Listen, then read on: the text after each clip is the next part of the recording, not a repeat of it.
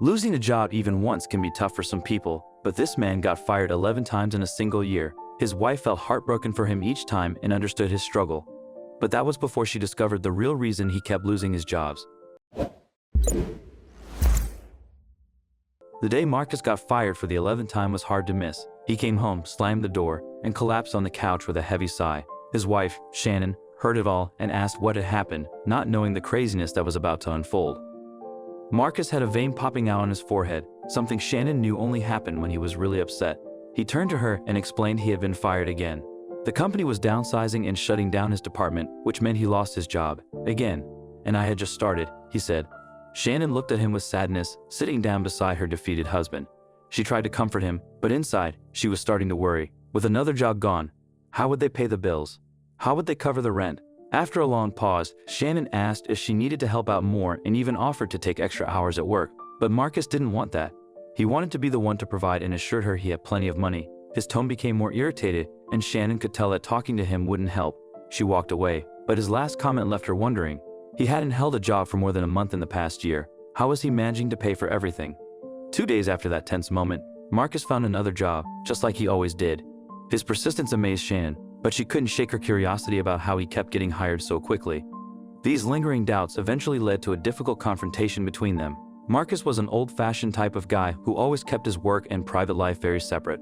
And with his logical explanations for losing another job, Shannon always believed him without question. But things were about to change. I mean, why would he lie to me about that? Marcus found new work quickly, indicating that companies liked what he offered, and money kept coming in, according to him.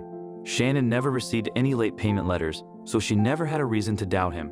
But this time, something felt wrong with this last firing. It was evident that Marcus's confidence was dwindling. He usually was back to his happy self within a day, but this time, his mood remained sore. And with this out-of-character behavior also came cracks in the stories he told. Things weren't adding up. Is he lying to me? And if he's lying now, was he lying the entire time?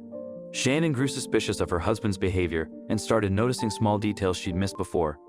One day, Marcus left his phone behind as he went to work, and a message popped up on the screen. "Meet me under the bridge downtown." Shocked and confused Shannon, who never snooped, now had serious doubts about Marcus's actions. Moments later, Marcus returned to grab his phone, saying he'd forgotten it. Shannon acted normal but was determined to uncover the truth. After he left, she decided to follow him. Keeping a safe distance, she noticed something strange.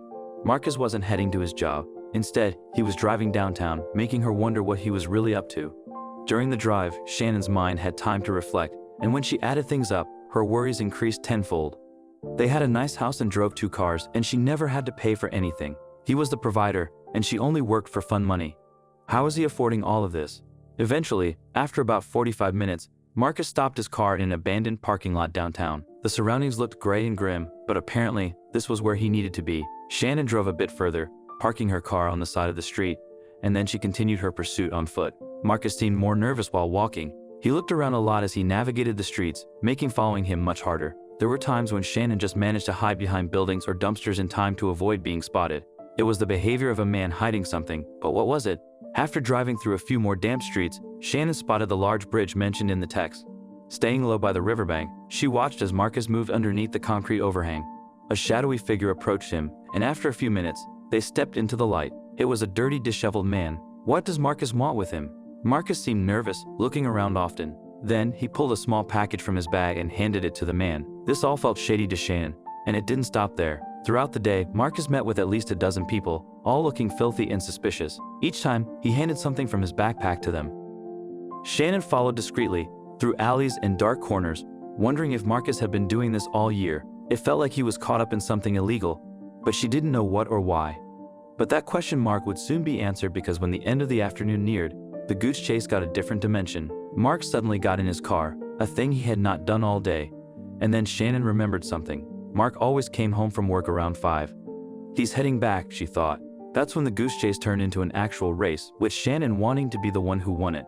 She wanted to be home before her husband reached it, so she could confront him head-on and maybe find some extra information about his hidden lifestyle beforehand. Shannon got into her car and drove fast. The suddenly awakened housewife broke many speed limits and took all the shortcuts she could find. She arrived home 15 minutes before 5 o'clock and used that bit of extra time to her advantage. Shannon ran upstairs and started scavenging through Marcus's stuff for evidence of his shady behavior. At this point, Shannon's calm and submissive housewife role, which she played for most of their marriage, was gone. She never minded being more passive, but being lied to triggered her immensely. Shannon now treated Marcus as a suspect, and given the things she witnessed, she felt like she had probable cause. After tearing apart their bedroom searching through Marcus' clothes, Shannon reached his desk. Inside the bottom drawer, she found a locked wooden box with a key taped underneath. Curious, she opened it and discovered two items: a journal with Marcus's name and a stack of files detailing profiles of homeless people.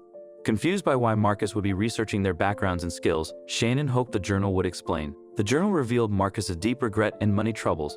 Just as Shannon was reading, Marcus came home, calling for her. Ready to confront him, Shannon grabbed the box and went downstairs. The confrontation escalated quickly.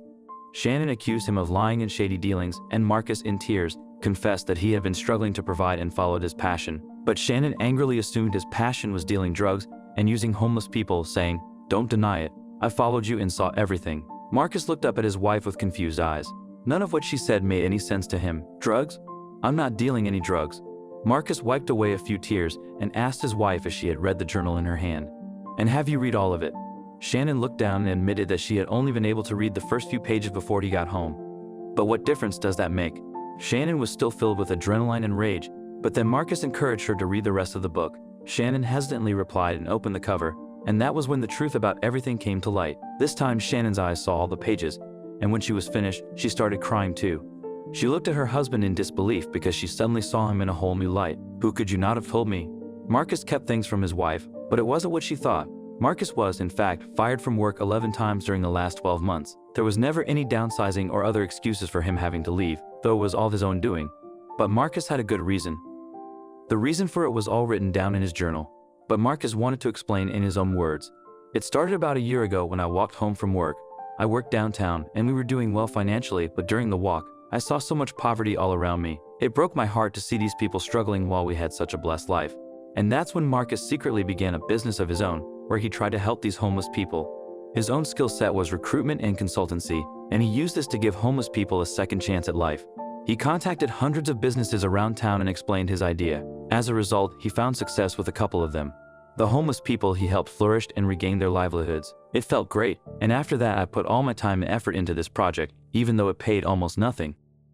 Marcus earned a small commission for each signing he did, but it wasn't enough to support his family. The split focus between helping people and his actual jobs led to him getting fired repeatedly.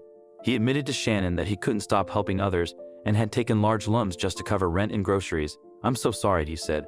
Shannon was shocked but handled it differently than Marcus expected. She understood it and insisted on helping him. "I will chip in, and you have no choice," she told him.